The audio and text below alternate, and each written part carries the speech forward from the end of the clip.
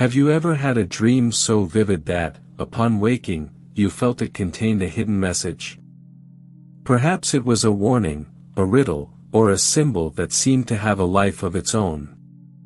But what if your dreams were not just random manifestations of the mind? What if they were trying to tell you something important, something your conscious mind has yet to comprehend? Carl Jung believed that dreams are bridges between the conscious and the unconscious.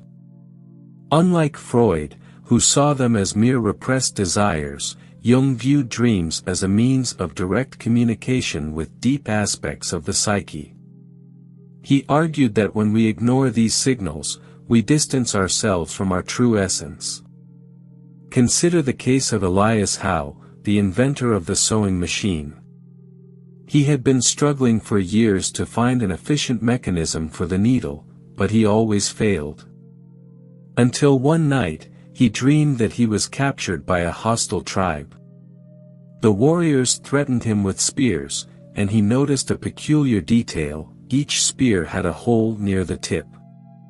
Upon waking, he realized that his unconscious had shown him the solution: the eye of the needle should be at the tip, not at the base. This insight revolutionized sewing and changed history. What does this example teach us? Jung said that our dreams use symbols and metaphors to communicate hidden truths. They reveal desires, fears, and, most importantly, repressed aspects of our personality. If we neglect these messages, we may become lost in destructive patterns or existential crises. So how can we learn to decipher these messages? How can we interpret dream symbols in a practical and profound way? Throughout this analysis, we will explore Jung's view on dreams, connect his teachings with modern science, and perhaps help you understand what your own mind is trying to tell you. If dreams carry important messages, why do they seem so enigmatic?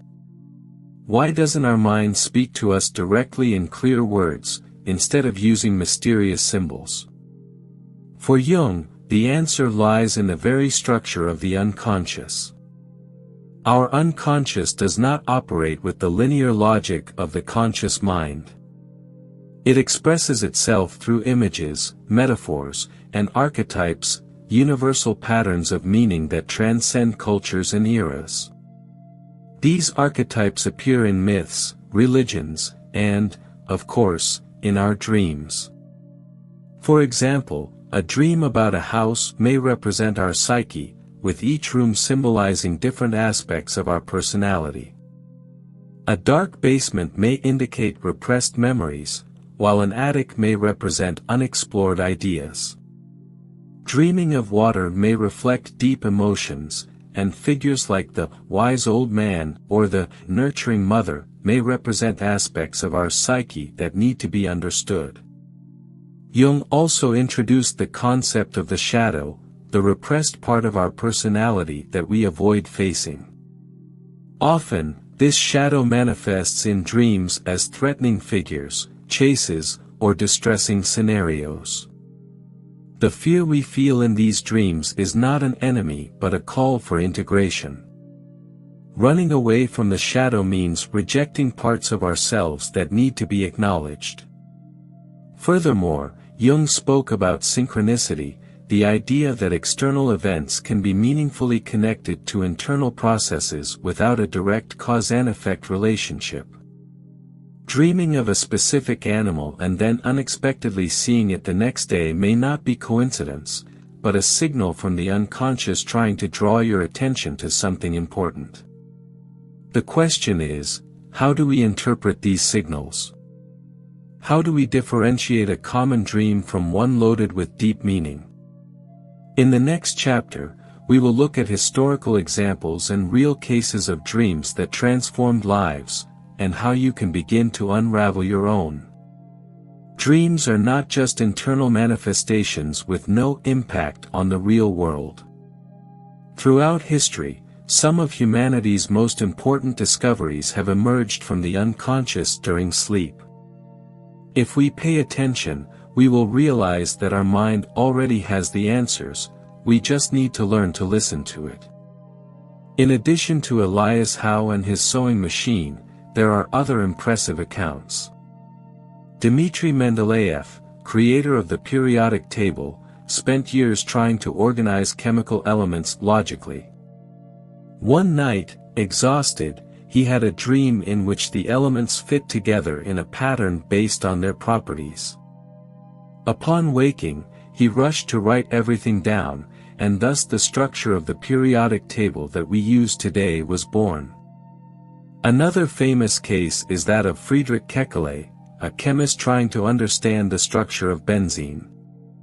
He dreamed of a snake biting its own tail, forming a circle. Upon waking, he realized that the molecular structure of benzene was a closed ring, an insight that revolutionized organic chemistry. These cases may seem extraordinary, but they reflect a basic principle of Jungian theory: the unconscious works autonomously, bringing to the surface answers that the conscious mind cannot yet formulate. Jung also observed this phenomenon in his own patients. One of his most intriguing cases involved a man who dreamed of a golden scarab, an Egyptian symbol of rebirth. The next day, during the therapy session, a very similar insect flew in through the window, surprising even Jung himself. He interpreted this as an example of synchronicity. The dream and the real event were interconnected, like a call for the patient's transformation. But is there any scientific basis for this connection between dreams and reality? How do modern neuroscience and psychology explain these phenomena? In the next chapter, we will see how current science approaches, or diverges from, Jung's ideas. Modern psychology and neuroscience have sought to understand the role of dreams in the human mind. Although Carl Jung developed his dream theory over a century ago, many of his ideas remain relevant and even find support in recent discoveries. Research shows that dreams are directly linked to memory consolidation and emotional regulation. During REM sleep, the brain revisits recent experiences, reorganizing information and strengthening neural connections. This explains why we often dream about situations we experienced the day before or about intense emotions that have not yet been processed. Neuroscientist Matthew Walker, an expert in sleep studies, claims that dreams help to digest our emotional experiences. He found that by reliving memories in a dream state, the brain can reprocess them without the intense emotional burden we would face when confronting them while awake. This suggests that dreaming may be a natural form of therapy, something that Jung already intuited with his approach to dreams as messengers of the unconscious. Moreover, the phenomenon of dream incubation has been studied with growing interest. Scientists have discovered that we can direct our dreams to solve problems. This happens because, during sleep, the mind is not constrained by the limitations of conscious logic. This freedom allows unexpected connections to arise, which may explain why so many inventions and scientific discoveries were born from dreams. Another intriguing connection lies in quantum physics. Physicist Wolfgang Pauli, one of the pioneers of quantum mechanics, had a long collaboration with Jung. He believed that dreams and the unconscious could be linked to principles of physics, especially the concept of synchronicity, suggesting that mind and matter may be more connected than we imagine. If modern science confirms that dreams carry deep meanings, how can we apply them to our own lives? How can we correctly interpret the symbols that our mind creates? In the next chapter, we will explore practical methods for you to start deciphering the messages of your unconscious. If dreams are messages from the unconscious, how can we understand them practically? Jung asserted that each dream is unique to the dreamer and that there is no universal dictionary of meanings. However, there are methods that can help you interpret your own dream images more deeply. The first technique is dream journaling. Keeping a dream diary by your bedside and writing down everything upon waking allows recurring patterns and symbols to become more evident. Often, we quickly forget dream details, so recording this information immediately is essential. Another important method is free association. Ask yourself, what does this symbol mean to me? If you dreamed of an animal, for example, do not look for ready-made meanings, reflect on your own connection to that image. A wolf may symbolize instinct for one person and loneliness for another. Jung also recommended the amplification method, which consists of exploring universal symbols and archetypes. If a dream features a serpent, it may be helpful to study its meaning in various mythologies and religions. The serpent represents knowledge in some cultures, danger in others. Which of these meanings resonates most with your current life? Another approach is to analyze dreams in sequence. Sometimes, a single dream does not make sense in isolation, but when we analyze several, we can see a pattern. Jung observed that the unconscious works narratively, as if it were trying to tell a story over several nights. Finally, there is the technique of active imagination, where the dreamer revisits the dream and consciously explores it, interacting with its elements to better understand its message. By applying these techniques, you can begin to decipher the messages from your unconscious.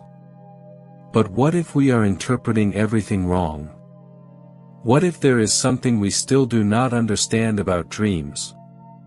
In the next chapter, we will explore a new angle that could completely change our view of this mysterious language. What if dreams are not what they seem? What if, instead of revealing direct truths, they lead us away from the obvious interpretation? Jung warned that the unconscious mind is not literal, it speaks through paradoxes and metaphors. This means that, often, dreams say the opposite of what we imagine at first glance. Consider the following: a recurring nightmare may not be a warning of external danger, but a call to confront something within you. If you dream that you are being chased, it may be that you are fleeing from an emotional truth that needs to be faced. If you dream that you are falling, it may be an invitation to let go of control and trust the flow of life.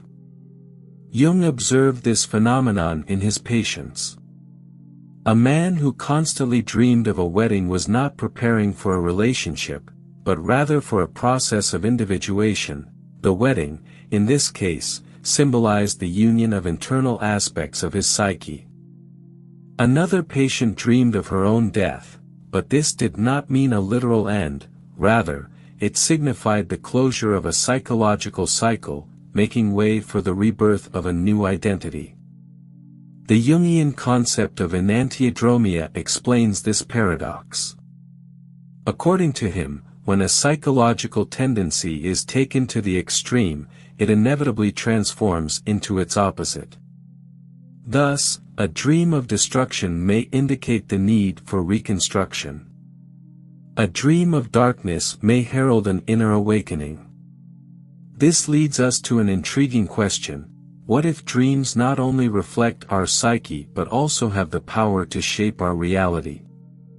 The unconscious mind may influence our actions in an invisible way, leading us to events that seem to be coincidences, but which are, in fact, symbolic manifestations of our own inner world.